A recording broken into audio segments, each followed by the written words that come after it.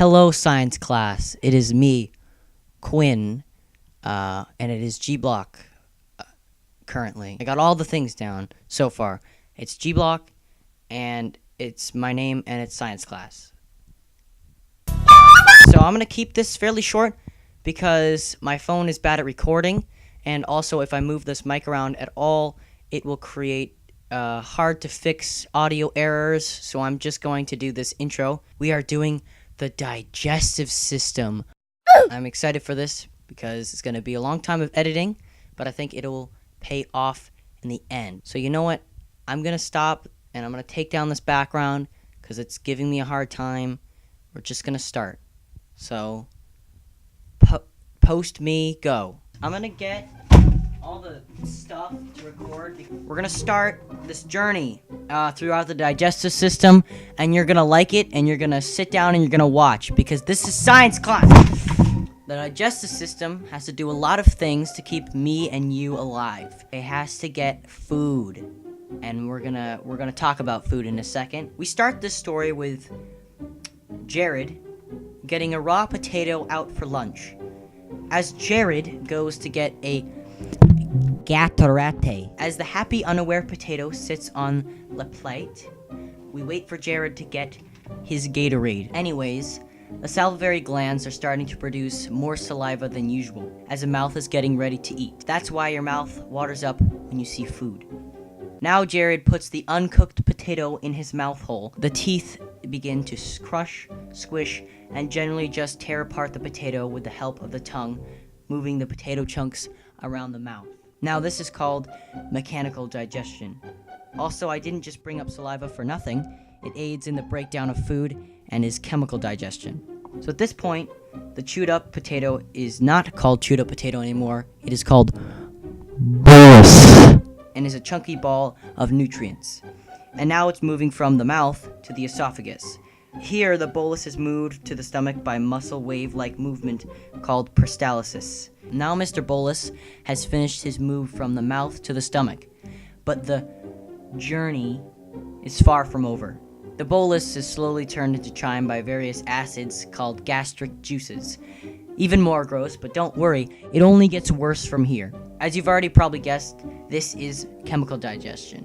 Also, the stomach undulates and moves around, so that's also mechanical digestion. Yeah. After the stomach, the chyme moves on to the beginning of the small intestine, aka the duodenum. Duodenum? You know what? Google, help me out here. Duodenum. Thanks. Pancreatic juices help to speed up the breakdown of carbohydrates, proteins, lipids, and all that fun stuff. If that wasn't enough acid juice for you, don't worry, because after pancreatic juices, the chyme has to deal with bile, which is made in your most valuable organ, your liver. If dealing with toxins was not enough for the liver, it also makes this yucky stuff and then gives it to its friend, the gallbladder. At this point, the bile now enters the duodenum and breaks down even more lipids. Now the chyme has become completely different from the potato we started with. It is a soup of carbohydrates, lipids, and sugars, ready for absorption. Where this will take place is in the jejunum.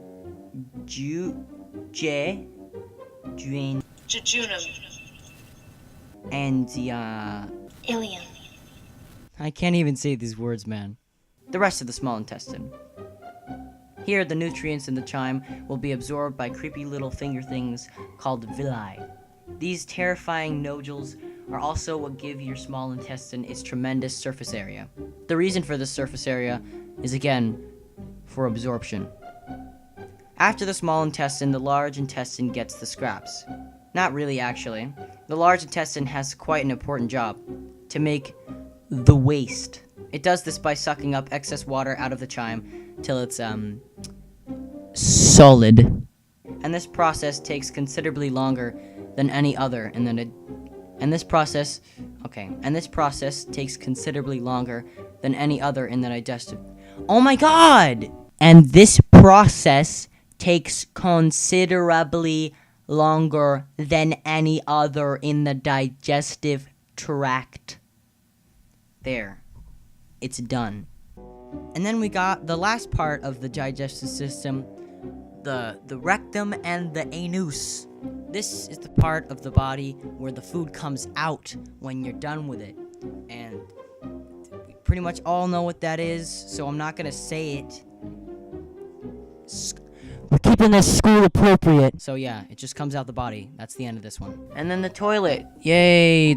Actually, the toilet's not part of your digestive tract. It's just a piece of porcelain in your house.